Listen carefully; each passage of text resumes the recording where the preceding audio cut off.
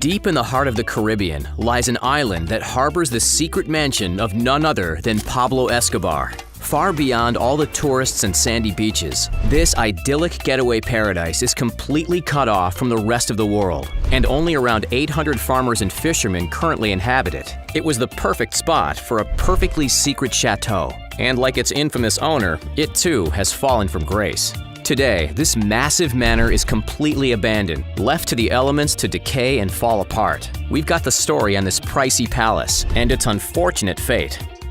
Pablo Escobar was a force to be reckoned with in the 1980s and 90s. He was the man who got what he wanted, when he wanted, and from who he wanted. Early in his life, he was infamous in his town for illegal activities, including theft, but that was just the beginning. His life of crime never slowed down or faltered in any way, and made his way to the head of the infamous Medellin Cartel, and at one point was smuggling over 15 tons of illegal substances into the United States every day. Estimates put his net worth in 1989 at an astonishing $30 billion.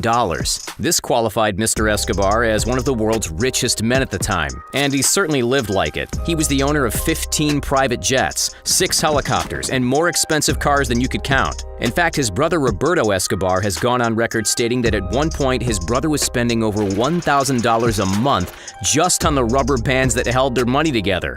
What? They had so much money that they were forced to bury it, where it would become the favorite snack of any rats in the area. At one point, this was such a problem that they started writing off 10% of their annual earnings in the money books, knowing full well that this money was ending up in the stomachs of rats. Who's hungry? And based on their income, that equates to $2.1 billion a year as rat food. Yeah.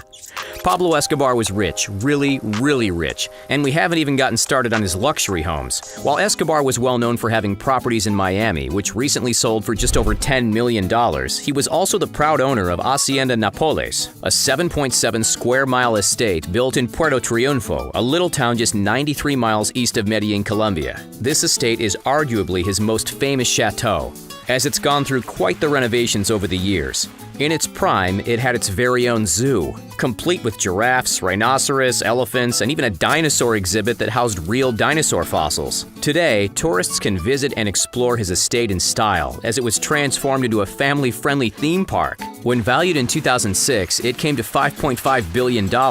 But in today's video, we want to talk about a lesser-known, but by no means less expensive estate. It's legendary for the lavish and wild parties that were once held there, and for serving as Mr. Escobar's summer home. And today, it acts as sort of a relic to Escobar himself, eerily paralleling his exuberant spending and his sudden downfall. This secret getaway house is completely abandoned, housing only wild plants and animals that currently dwell within, and sometimes on, its white stone walls. Locally, Escobar's majestic manor is known as La Casa Grande, which literally translates to the big house. And we gotta say, the locals weren't wrong in that assessment, not by a long shot.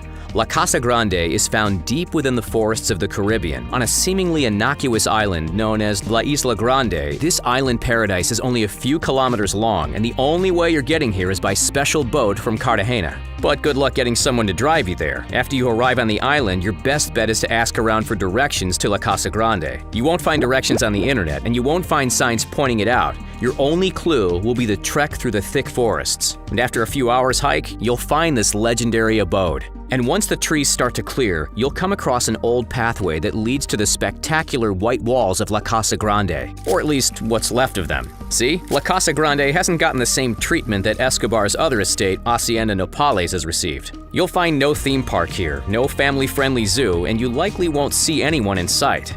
This is because after Escobar's death, the Colombian government took control of his properties, and they have neglected La Casa Grande for years. As you walk around La Casa Grande, you'll see an overrun swimming pool with broken-down chalets that at one point confidently overlooked the ocean, but now are only a shadow of their former glory. This is exactly where visiting speedboats would have docked, but you won't see a working speedboat in sight. The closest thing you'll find to that is one of Escobar's luxury speedboats, which in 1989 would have cost $187,000. Continue on through the property, and you'll see the plants that overrun almost every inch of the manor, be it outdoor or indoor. Stroll through the once majestic gardens, and you'll likely spot wild pigs munching on vegetation, enjoying their midday lunch. A tragic fate to such a beautiful home that in its prime would have easily rivaled the cost of Escobar's other incredible mansion, Hacienda Nápoles. That means it could have been valued at $5 $5 billion.